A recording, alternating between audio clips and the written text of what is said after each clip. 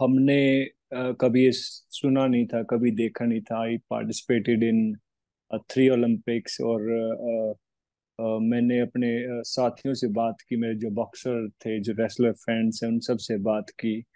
तो उन्होंने कहा यार ऐसे तो नहीं होता, लाइक 100 ग्राम में आपको निकाल दिया जाता है। बिकॉज जैसे गेम में बहुत सारे लोगों को टेक्निकल चीजें होती हैं नहीं मालूम। जैसे 2 वेट मशीन होती है वहां पे, और उस पे आप जाके फर्स्ट जो ट्रायल वेट होता है उसके ऊपर आप चेक करते हैं कि आपका कितना वेट है। वहां पर अपना वेट देते हैं, उसके बाद फाइनल वेट के लिए जाते हैं। तो 100 ग्राम कहते आप होने के बाद उसको एक मौका मिलता है कि लाइक आप 30 मिनट ले लीजिए, आपको आप रिड्यूस करके आ जाइए, आपका दोबारा वेट हो जाएगा। That's not a big deal.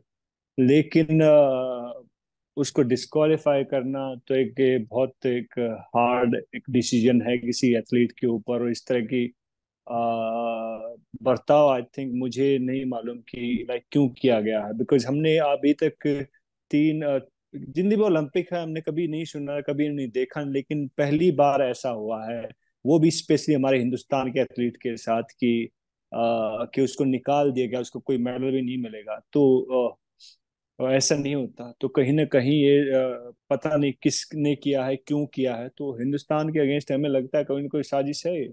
बिल्कुल। और जो वहाँ पे जो अथॉरिटीज गई है हिंदुस्तान की, चाहे वो कहते कि XYZ, कोई भी मैं नाम नहीं लेता, लेकिन वहाँ पे जाके उनको अपना प्रोटेस्ट और कहते कि अपना ऑब्जेक्शन वहाँ पे दर्ज कराना चाहिए कि लाइक हिंदुस्तान बिल्कुल खुश नहीं है इस डिसीजन से जो आपने लिया है। तो उसके अगेंस्ट में आप प्रोटेस्ट कीजिए, और जो जो भी कहते हैं अपनी ओर से कड़े कदम हो सकते हैं वो उठाइए।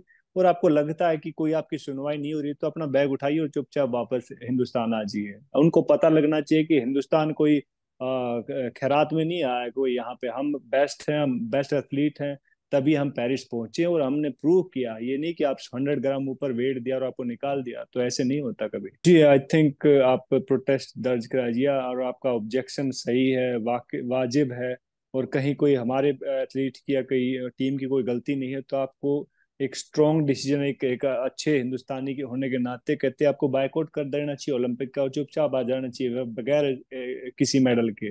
कोई हमारी इतनी झोली थोड़ी ना भरी कि हमारे 15-20 मेडल है। 2-3 मेडल आए थे, वो अगर वो 2-3 और आ जाते तो हमारे कहते कि भी ठीक है, हम खुश होते। लेकिन अभी मेरे को लगता है कि आपको अगर आपका सब कुछ सही सही है तो जांच होनी चाहिए इसकी, और ऐसा क्यों हुआ, कैसे हुआ, इसके ऊपर भी जांच होनी चाहिए।